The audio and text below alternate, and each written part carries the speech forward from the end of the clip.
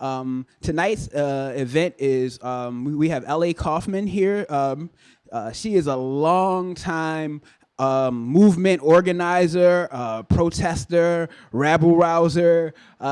She was very integral in the Iraq War protest in 2003, 2004. She's written in numerous publications, from the Washington Post to the Guardian, and has published two works, Direct Action, and the work that she's going to be presenting tonight, reading How to Read a Protest. Longtime labor activist, longtime promoter of progressive causes. And so, without any further ado, I want to introduce our speaker tonight, L.A. Kauffman. Thank you so much. No, thank you for the introduction, and thank you all for coming out tonight. Let me move this away and get settled in.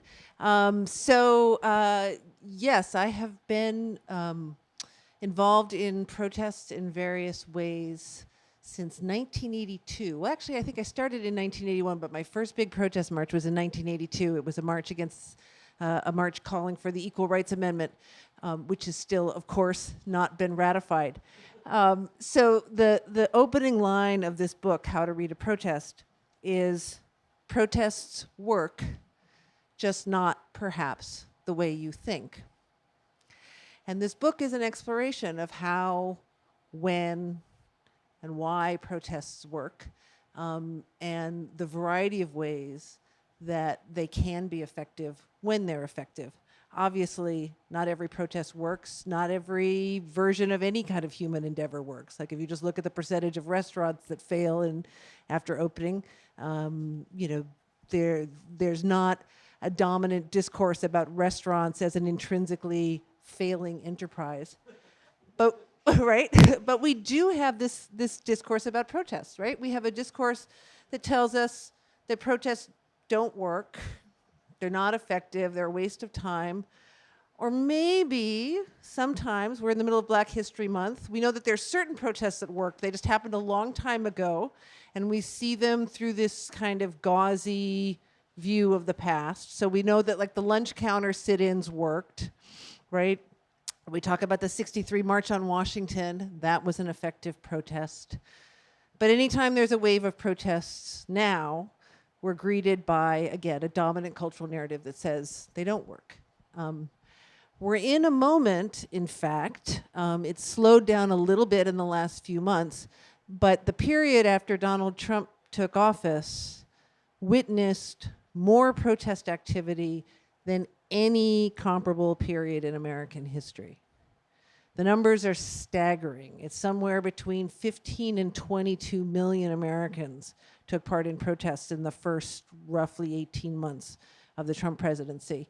And even if you adjust for inflation growth, that is a lot more people than protested at the height of the Vietnam War. We have these received ideas about the level of conflict and dissent that there was at the height of the anti-war movement, Vietnam anti-war movement.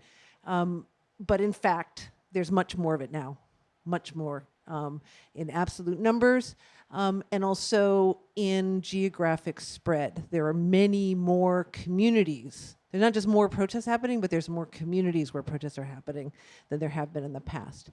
But we don't, I mean, did anybody in the audience realize that? Like, it's not something we kind of know that Trump is an unpopular president, and that there have been these big surges of marches, the first round of women's marches, the gun control marches, but we don't.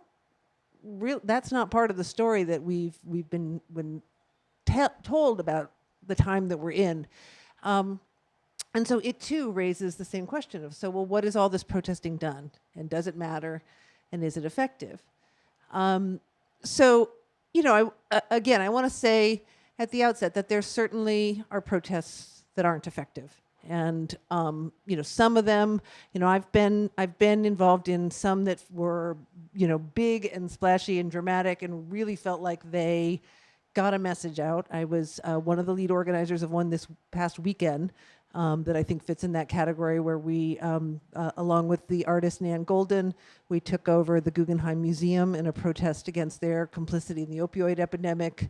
We had a very showy, very dramatic action. We got a ton of media coverage. It's putting a lot of pressure on the museums. That it was one of these great things where the number of people in the group was relatively small, but the action was sufficiently dramatic that, like, the story in the Times was like, protesters stormed the Guggenheim, and then by the next iteration it was like, Nan Goldin's army lays siege to museums. So we managed to take, a few dozen folks and do a showy direct action and come off with a real sense of power and strength, and send a very strong message. Obviously, we don't know yet if that's going to lead to the changes that we're seeking with the protest. It just was successful as a splash. But, for every protest like that I've done, I can think of, a dozen or more where, no media showed up, and it's a small number of people standing around, and you're not sure it's having any impact at all. But in a way that's raises deeper and more troubling questions, as the gentleman who introduced me alluded to. I was the mobilizing coordinator for what still stand as some of the very largest protests in U.S. history. The marches against the Iraq War in 2003 and 2004. In February 15th, this is almost the anniversary of it, February 15th, 2003, still stands as the single largest day of coordinated protest ever in world history. More people marched all around the world than have ever marched before or since. And it pretty much didn't do a damn thing to deter George Bush from going to war. And, a bit more than a year later, I, again, was the mobilizing coordinator for a huge march outside the Republican convention in New York City. We had at least 800,000 people marching in the streets of New York, one of the biggest marches ever in U.S. history. I have all these geeky charts in the book where I look at what are the top protests and figure out the numbers. It's one of the biggest. Did not stop George Bush from getting reelected, right?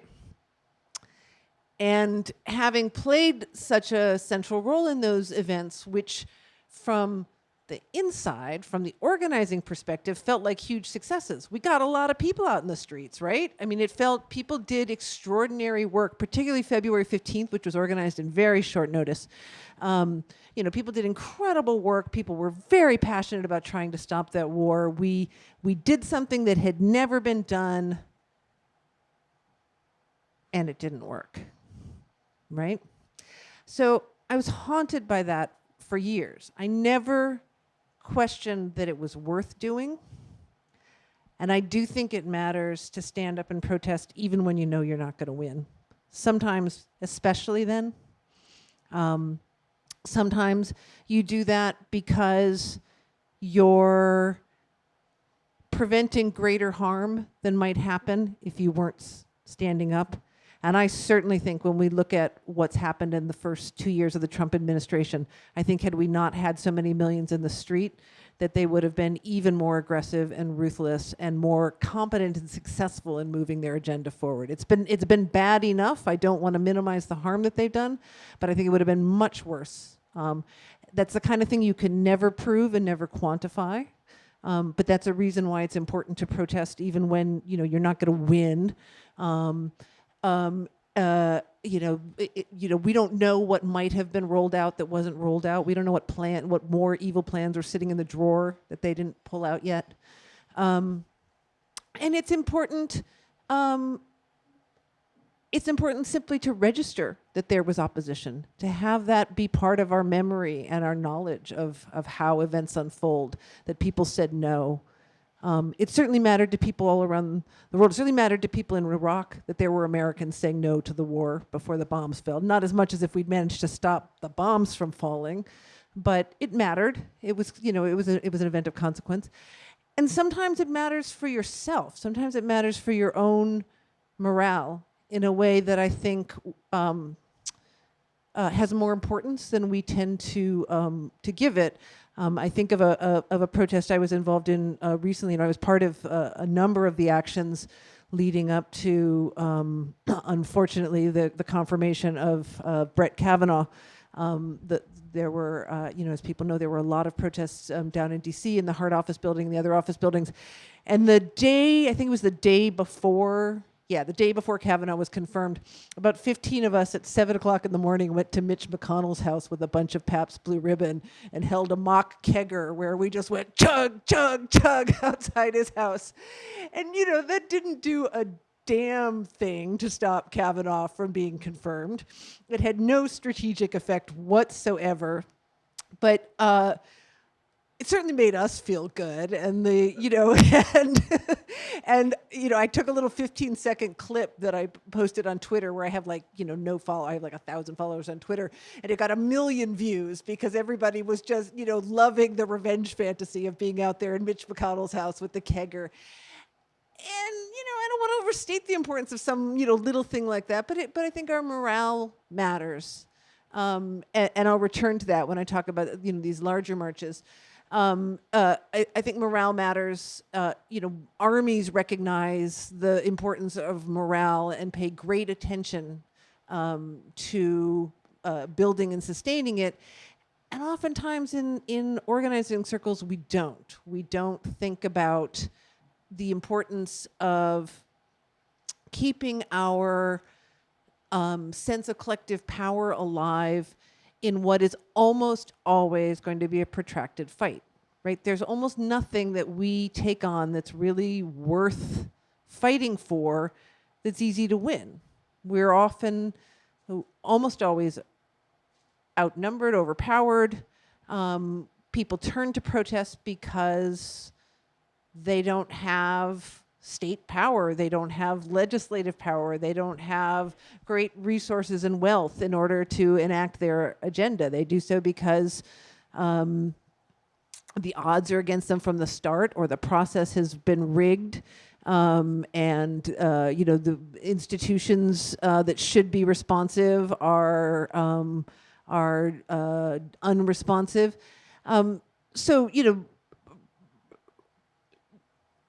The question of keeping up the morale to keep fighting is of essential importance, and is part of why the myth about protest not working becomes so insidious, because it's exactly those events where we should be building our morale that there's a discourse about their meaninglessness afterwards. So I had this bundle of questions about how to talk about the different ways in which protests can be effective. In my head, haunted by the experience that I had in 2003, 2004, having been involved in a lot of other things that worked or didn't work, and then I went to the women's marches in 2017. And how many of you were at one of those women's marches right after? Yeah, a lot of people here. They were huge. They are still the single largest day of protest in U.S. history now. And as I write in this book, they were different in a lot of ways from anything we'd seen before. They were different, of course, because they were women's marches. A lot of the biggest marches in U.S. history have, in fact, been led by women. The series of pro-choice marches are some of the very biggest ones we've ever had. And a lot of the marches that weren't labeled as feminist marches, the lead organizers and people doing a lot of the key work were women. But the fact that this was led as a feminist mobilization was very different.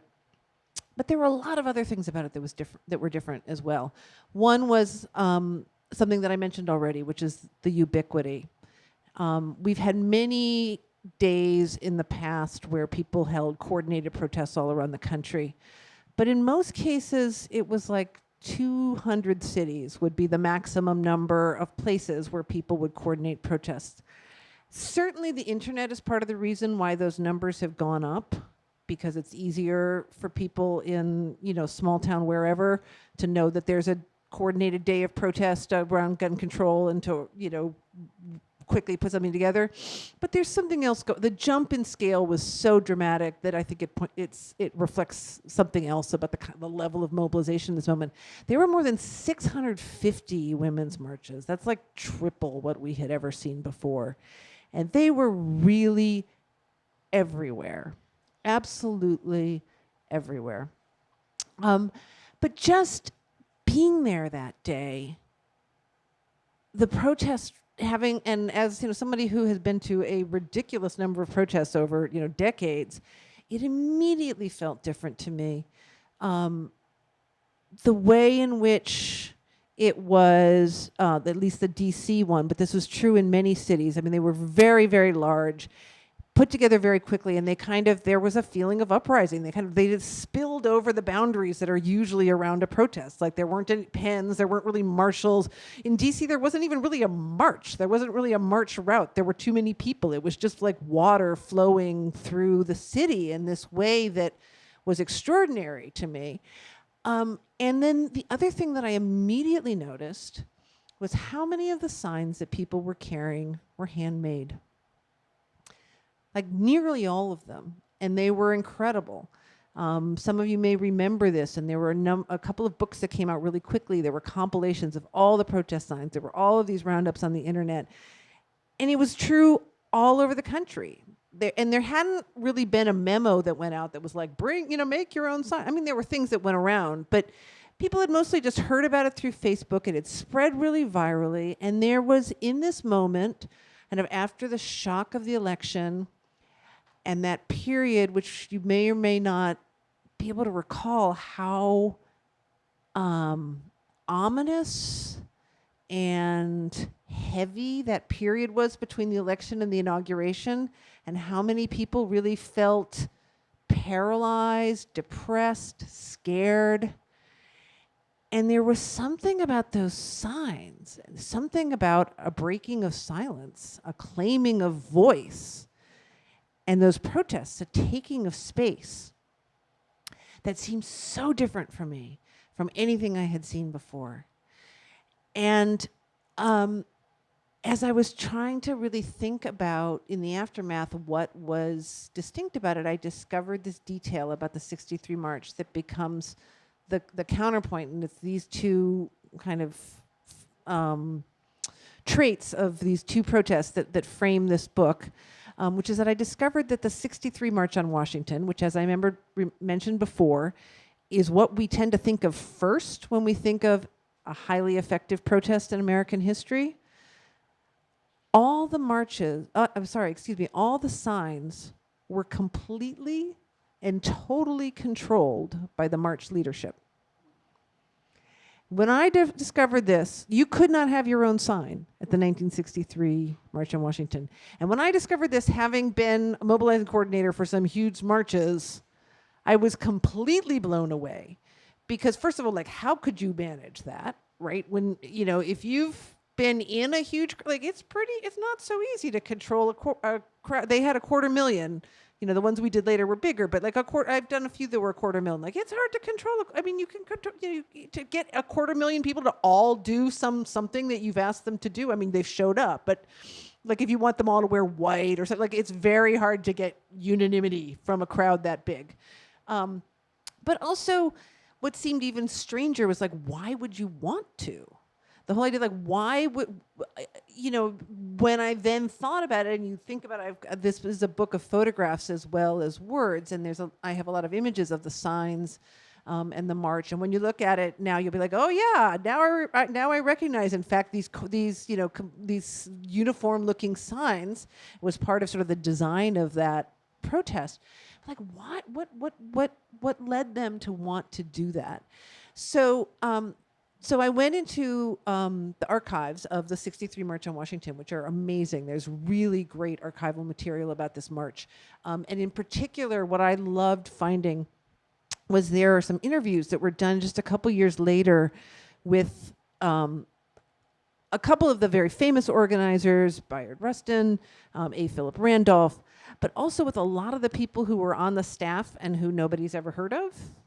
The one, as a protest and history geek, that I was the most excited about was the bus coordinator. because the bus coordinator has her finger on the pulse of exactly who's coming and how they got there, right? The bus coordinator knows which groups actually delivered people and which ones didn't, and how they paid for it, and who came, and how many, and from which cities, because that's, especially back then, initially for the 63 March on Washington, they told people not to come on their own.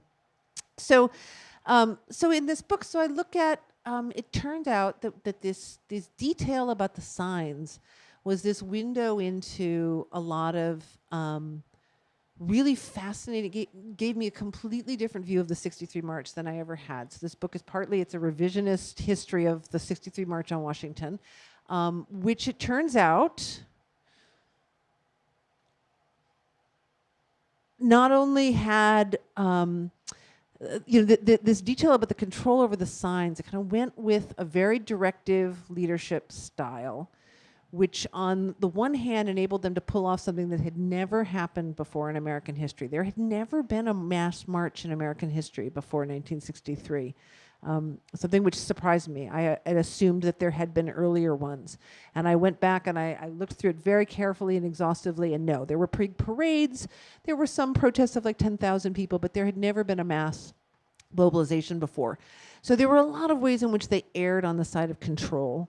And they also very quickly entered into negotiations with the Kennedy administration, who were very intent on controlling it further, and who in particular maneuvered them into a set of choices that are part of why it has this kind of grandeur. Like the march originally was going to have direct action as well as being a march, and that got quickly ruled out.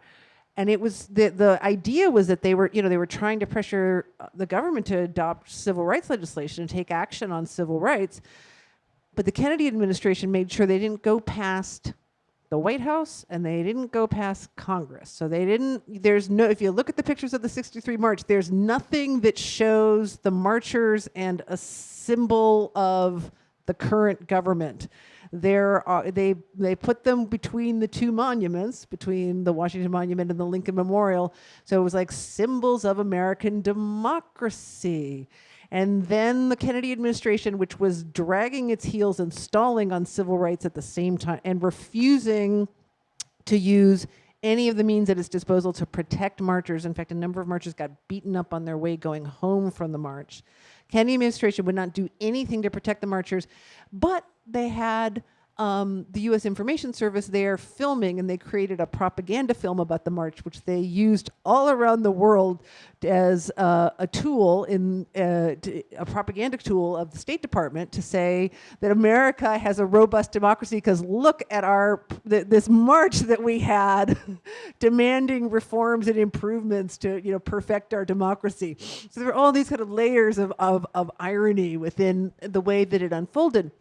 But it also, this odd decision about the signs also intersected with a decision to completely exclude women from the march leadership. There were, what I found from looking at the organizing materials was that women did a lot of the work of actually getting the bodies there, of actually getting people to the march. And did so through a network of Negro women's clubs and through other organizations, the same kind of organizations that had been the backbone of like the Montgomery bus boycott and had played crucial roles in the civil rights movement. And they tried to get roles in the official march leadership and were completely rebuffed. They tried to have a speaker on stage, were completely rebuffed.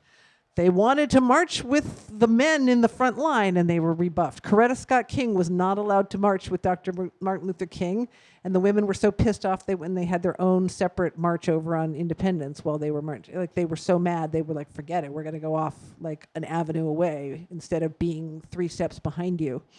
And there were these different visions at play. The women who were advocating to be included in the march organizing came out of a different organizing tradition, one that was not dependent on a single charismatic leader, but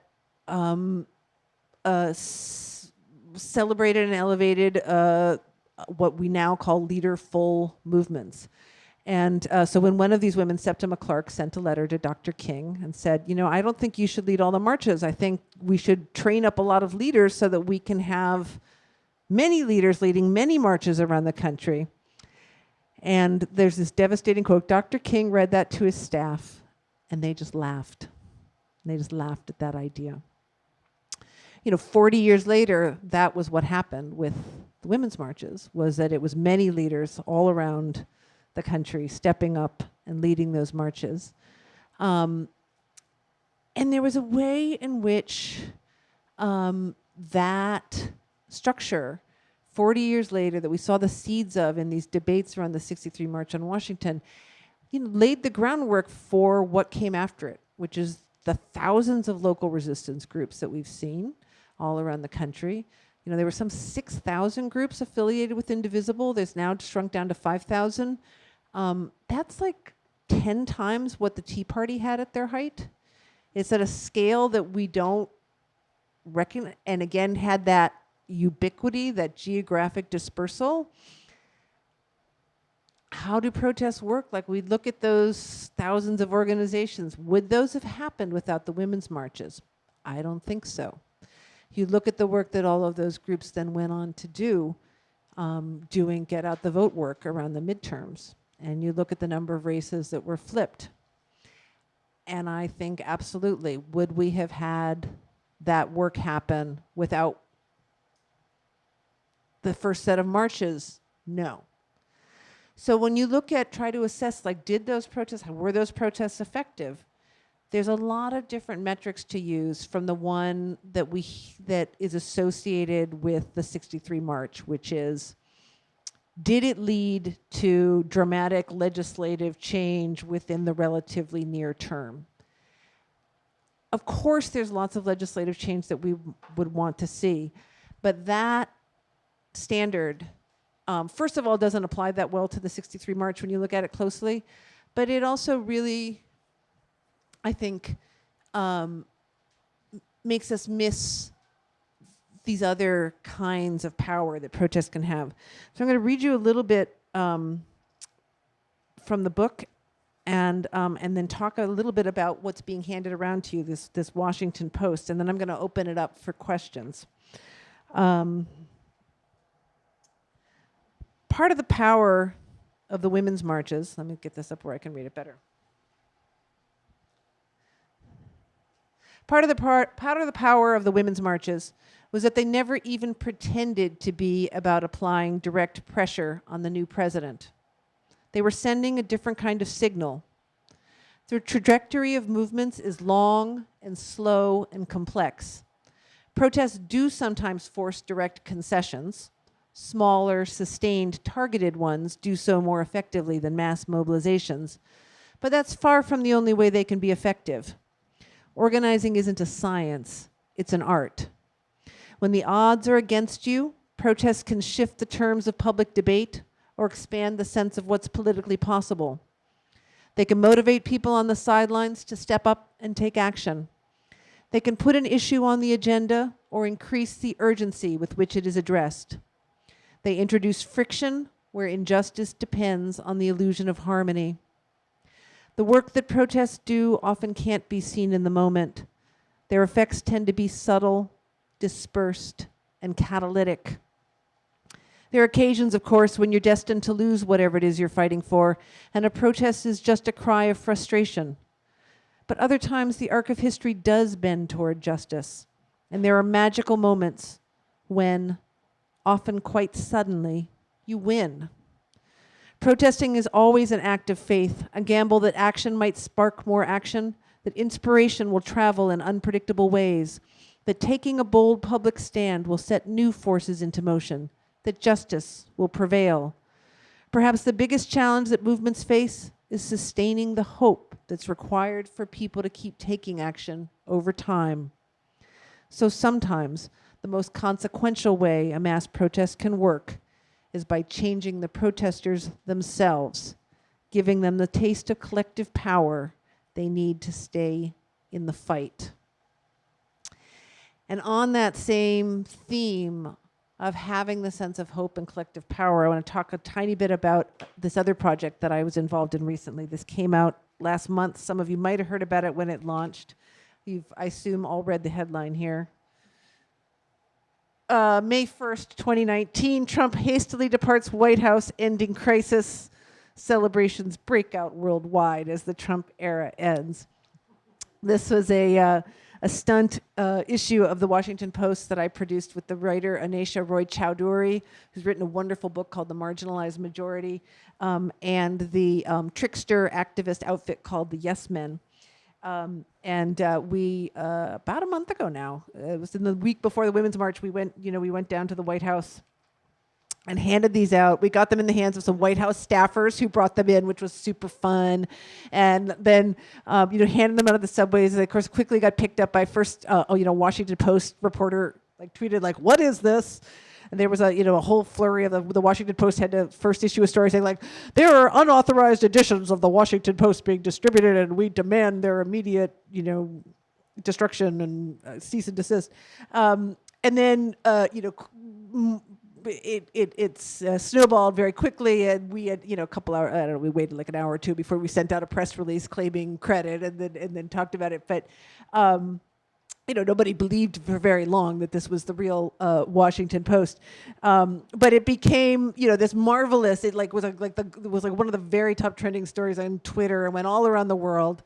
Telling this story of not just Trump leaving office, but it's a story about Trump being pushed from office by a women-led, multiracial women-led popular uprising that kind of started with the women's marches and that escalated to push him from office. And the way that we wrote it is it's comedic. There's a lot of fun and funny details that we put in there. A lot of stories about how ordinary people withheld cooperation from the Trump administration by doing everything from voting them down on rideshare apps so they can't get a Lyft anymore, to baristas making all their coffee decaf without telling them. Delivery services delivering them cold food. So we had a lot of that happening in D.C. as well as these protests unfolding around the country. But the story that's told in here, it's funny, but it's actually based on scholarship about what has dislodged authoritarian rulers from office around the world. And it draws on a couple of particular sets of insight. One, it draws on the strategy that was used by Otpor, the movement that ousted Slobodan Milosevic in Serbia, and that used a particular strategy of going after the pillars of support for an authoritarian ruler rather than the ruler himself. So the protests in this paper start by going against Chuck Schumer for cooperating with Donald Trump rather than protesting outside Trump Tower or the Trump Hotel. The marchers march over to Chuck Schumer's apartment in Brooklyn. And then there's other details. There's a wonderful scholar, Erica Chenoweth, who has found that you need 3.5% of a country's population mobilized in order to bring down a dictator. So the numbers of our final protests are 11 million, which is what it would be, 3.5% of the U.S. So this is a story, and it's a fiction, but it's more than that. And then in the inside, I edited this Bye 45, a guide to bringing him down, which is a strategy guide that has these strategy lessons about, going after the pillars of support and, how to do it. So this package, which, there's a bunch of, feel free to take extras to share with friends. It's a vision, and it's an invitation, and it's a roadmap. And so I hope you will spread it around, and I hope that you will be part of making it so. We've got a few months before May 1st, so we have a lot of work to do. But we answered the question a lot of people were worried about what about, isn't President Pence going to be worse? So we answered that with this idea of that he starts his term pensed in by his predecessor's embarrassing reign of failure and crime. So it's an all-around hopeful vision, and it falls on us to make it so. So with that, I would like to open it up to any questions from the floor. Yeah, I just have more of a statement. I'm really glad I stuck around. I wasn't too sure of the event, but it's really interesting and it's really great to hear you speak. The one thing I was really intrigued by was like how collective action works too. Like even just like one thing that I was thinking of was even the way that the shutdown stopped. You know, it wasn't organized necessarily, but the reason it stopped really was because workers just didn't go to work. The society was kind of like shutting down in a way, and that like provoked them to take action. And it's so interesting that wasn't like coordinated, and it's similar to some of the things that you were bringing up too, like the signs, for example. That wasn't a coordinated effort, but it was very powerful. I think that's really interesting, and like I guess maybe one of my questions is like how can you use strategy and timing, I guess more so, in terms of social action. Great. Well, thank you, and that's a great question. I mean, yeah, absolutely. With the way that the shutdown ended, it was there. It was so there were a whole lot of workers who stayed out, and then it was also the flight attendants union threatening that they were going to strike. Right. So one thing I want to note about that, and there's something that I write about in the action guide, is that oftentimes when this kind of protest works, it's not the absolute size, right? Like we saw with the Iraq war protests, that sometimes numbers don't matter. Like bigger numbers sometimes isn't more power. Like sometimes your power is often not proportionate to your actual numbers, but there's a special power in the feeling of surge and in the feeling of like, shit, stuff is growing and we don't know how big it's going to get. And there was that very much in that moment. And made credible by all the workers who stayed home and by the fact that the flight attendants were an organized union. So what you're pointing to with your question is something that's a longstanding debate in the world of both social movement studies and social movement practice, which is the relationship between organizing, between like building organizations that bring people together and can wield collective power, and the kind of upsurges or uprisings that most often create change. And it's a more complicated, if you have the uprisings without any organizational infrastructure at all, which, for instance, it's a slight exaggeration to say that's what happened in the Arab Spring, but that is a lot of what happened in the Arab Spring. There can be a real weakness there. There's a book called Twitter and Tear Gas that looks at how like the lack of organizing cores meant that there were all kinds of challenges that the movement was unable to deal with because they didn't have the internal structure to do it. But organizations tend to be conservative just by their very nature because they're sustaining themselves. And so many other social movement scholars have pointed to like organizations rarely produce that feeling of upsurge because it's kind of not how they operate. They tend to be like more slow and plodding. And so these moments where you kind of like, because with the women's marches, it wasn't entirely viral. Of course, like Planned Parenthood stood up and the National Organization for these organizations that had infrastructure and knew how to like get a sound system or how you get the porta potties. Like, organizations did step up. It wasn't completely just random people showing up. But it was the surge of the random people showing up that gave it the special power. And there was that sense with the, with the shutdown of like, a lot of people are going to be participating in this not because a union says we're going on strike, but because they're fed the fuck up and they're gonna, just take essentially wildcat action. There's this interesting book, which is probably here for sale, called "This Is an Uprising" by Paul and Mark Engler, where they have really tried to develop an organizing philosophy of how you combine those two. Like, can you trying to ask the question, like, can you basically create a surge like that with organizing without and they've created a whole training institute that's been trying to do it, and they kind of like they've had a really awesome success in this current moment. They're the training institute that's behind the Sunrise movement, which did the direct action in Nancy Pelosi's office that AOC went to on her first day in office, and that helped lead to the introduction of the Green New Deal and the establishment of this new select committee. And so they, this is, that's one small step, but they're kind of they're exactly getting at that question that you were asking and trying to see, is there a way to dance between these two things that we know we need them both? And one of them is kind of, one of them is kind of controlled, and one of them is very uncontrolled. And how do we organize them? So thank you. Yeah. So when you were talking about the 2003 anti-war protests that were record-breaking in size and ultimately failed, I couldn't help but think of in 2008 when people tried to blockade troop carriers from leaving the ports of Tacoma and the ports of Olympia, which seemed to me like the anti-war movement was turning the corner and trying to switch from symbolically registering dissent to people, targeting the material infrastructure of the war effort. So I wonder if that sort of action earlier on, would have changed the game, in your opinion. And I think, by the same token, you can contrast the Women's March to the airport blockades, which seem to succeed in, if not defeating, then at least delaying the Muslim ban.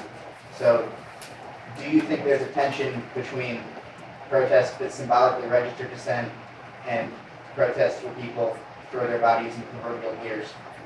I mean, tension, I don't know, interplay maybe is, there are moments when there's tension, but interplay certainly. My first book is called Direct Action and is exactly a history of that kind of protest from the early 70s to the advent of Black Lives Matter, which is, although I was the mobilizing coordinator for those big marches, most of my background is in direct action. And so specifically the 2003 anti-war movement, I had come directly out of the global justice movement, the Seattle WTO blockade. Some of you may have known in 1999, where 50,000 of us, not everybody was doing direct action, shut down, stopped delegates from getting to the World Trade Organization meeting, and thereby managed to make the whole agreement collapse, right? So that was an example of people really directly putting their bodies in the way of harm and stopping it. And I had come out, I had been involved in a lot of mobilizations of that sort. So on the staff of United for Peace and Justice, I was one of the voices who said, when we, on February 15th, 2003, wanted to have this massive protest in New York City, and the city at first said, no, we couldn't have a permit at all, and then said we couldn't have a permit to march, we could just have a stationary rally. I was in the camp that was like, we should just march, right? This is a little different from the port blockade, but that we should be doing bolder action, and we should just march, and we should march in defiance of their refusal to let us march because this is such a massive crime. And when you've got 1 million people, you can have the front lines be people who are willing to take that risk, but it's pretty hard to stop a crowd that size. And I lost. I was on the losing side of that internal debate, and I have always wondered, I don't have some grandiose sense if we had just marched that day, then the Iraq War never would have happened. But I do in that way that the tone of a protest can change the tone of other protests. Things spark other things. And I've often wondered, if we had set a more defiant tone right at the beginning, and had not, gone along with their literal containment of us in pens. I have a very epic photo that's in this book of us contained in the pens on that day. I didn't go, but I stayed back at the office because I was too pissed off that we had agreed to do that. I've often wondered, and it's unknowable. But it also, it really was not the temper of the time. And that's a thing that often happens about these kind of fiercer, more obstructive actions. They take a high level of commitment, and they take a certain mood in the movement. And that really wasn't there in 2003. It just wasn't. We were too close on the heels of 9/11. People's sense of possibility had been shrunken too much. Even standing in the streets in large number felt like a bold action at that moment. And the only place in the country where disruptive direct action unfolded was in San Francisco, which is a pretty predictable place for it to happen, or was then. I mean, San Francisco hadn't changed as much as it has. It's sort of like the usual suspects are going to go out and block the streets. Now, I know you were talking about something that was a little bit more strategic about, blocking troop shipments. I mean, those things always are symbolic because we never have the bodies to block like all the troop shipments or all, so they are, they're putting. They're putting a monkey wrench in the gears of the machine, but they're putting the monkey wrench in like one little gear in one little part of the machine. They're not shutting the whole thing down. But it's striking that, we don't tend to see a critical mass of people willing to do that in the early stages of movements. That usually is something that people come to after frustration. So it's 2008 that people come to that, not 2003. And I think, your strategic question, I guess, what I was coming around was like, I too have asked that question, like, could we have done something different? Could we have done something more? Could we have done something that might have stopped that horror from unfolding? And I don't know. What I will say about the decision that we made that I disagreed with was that we made that largely to hold together the multiracial coalition that had come together behind that event, which was really the first time that the anti-war movement in the US had been truly and genuinely multiracial. It's a historically very white movement, and we had more than 50% of our leadership come from movements of color.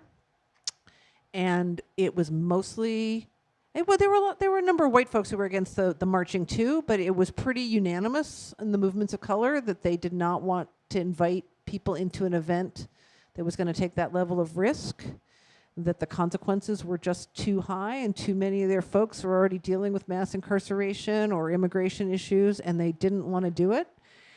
And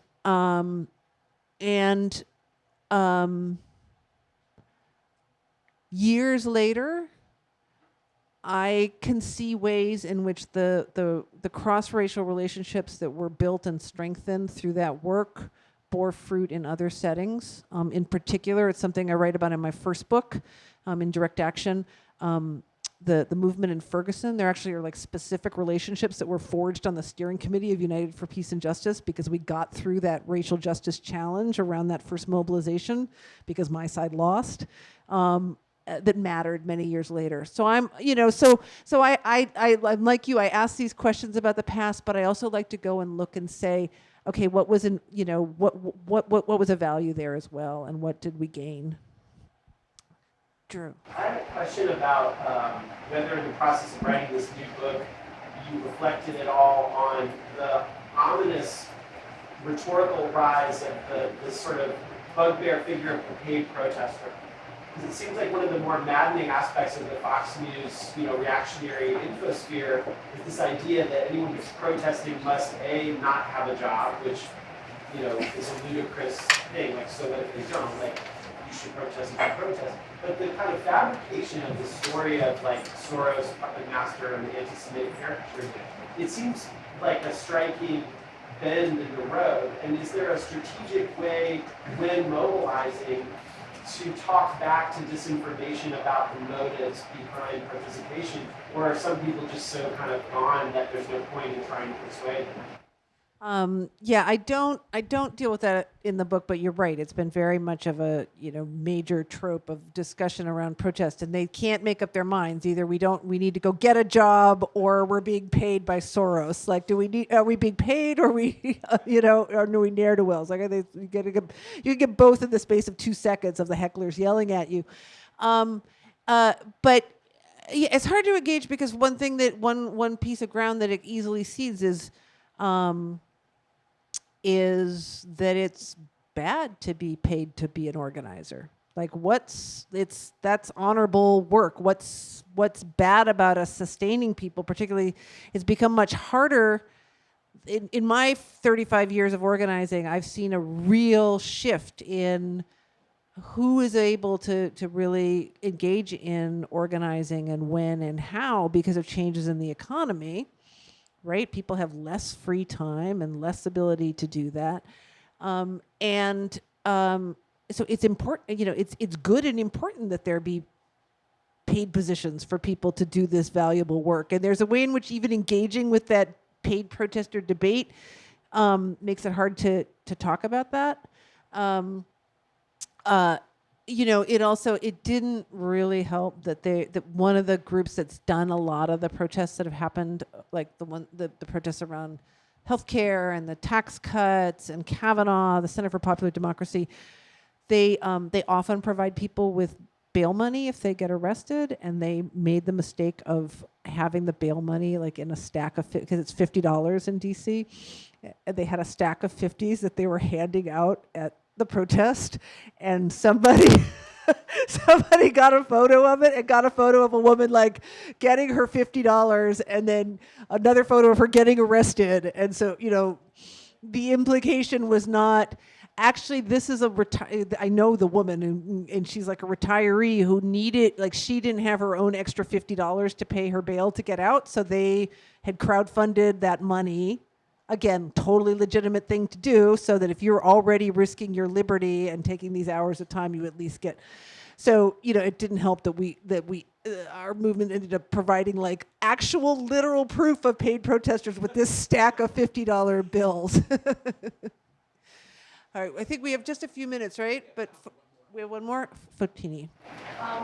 So I was wondering what your thoughts were about the Occupy movement, which sort of really did seem organic and surging, and then really fizzled out, in my experience, quickly, and whether there's been any lingering sort of impact of that.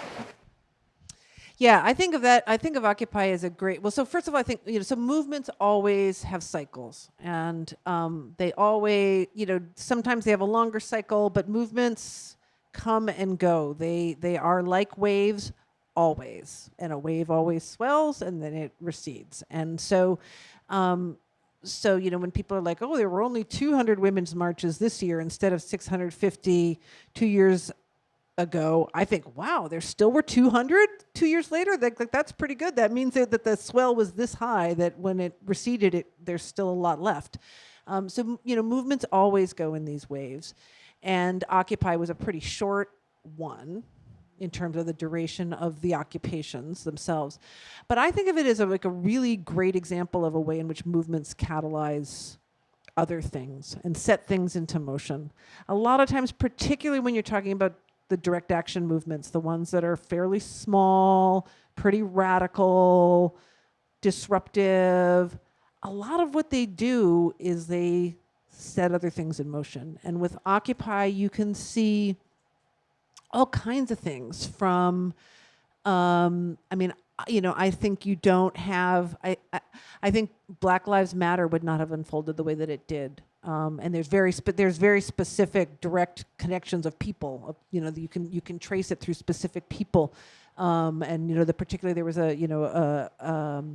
after the killing of Trayvon Martin, there was an occupation of the Florida State House that was one of the first Black Lives Matters action.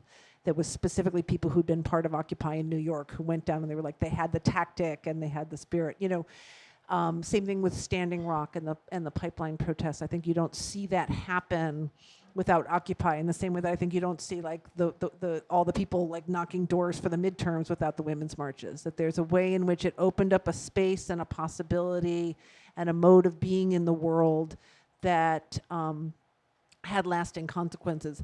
I think it also did, it didn't move much in the way of policy, but it definitely shifted conversation. And, by, the framing of the 1% to the 99% obviously, still persists and has resonance, and absolutely was not part of the conversation before that. but you know, it was not. But that's a classic example. When people say the movements failed, they will totally look at Occupy because the occupations themselves were short-lived. I'm in the camp who thinks it was kind of a hidden gift that the occupations were shut down, because occupations are so hard to sustain. You know, they're like these visionary, beautiful, utopian communities for the first couple of days, and then normal human dysfunction starts showing up. They tend to be like women. They tend to be terrible places for women. There tend to be sexual harassment and rapes and all kinds of problems. You know, there tend to be all these problems with them. So in a way, I think it was a gift that like they were able to exist for this fairly short period of time, and then the idea and the possibility that they you know, started could carry into other ways. A movement that defines itself just by its tactic, by occupation, is never gonna, as opposed to by its goals, is never gonna have a long lifespan. That's more like the flea of movements. But I think this was a flea that managed to, like, you know, bite, I don't know how to carry that metaphor forward, but you know, a flea that became, oh, I know what it is. I know how to say it, because one of the great images that I love for how activism can work. You know, it's sort of like the Margaret Mead, like, never doubt that a small group of people can change the world. It's the only thing that ever does, is to think, like, if you think that a small thing has no power, just think about when you have one mosquito in a tent. And so that's what they went for, it to be a lot of mosquitoes in the tents. So with that, I think we need to wrap up for the net. Is that right? So thank you all so much for coming. Thank you for the great questions. Thank you so much for coming out. It's been a pleasure. Let's continue this conversation. Please grab the book, How to Read a Protest. We're going to have him in the back. You know, step up to the register and use this opportunity to actually meet with the author and you know, get your book signed. It's a great opportunity. Let's continue the dialogue.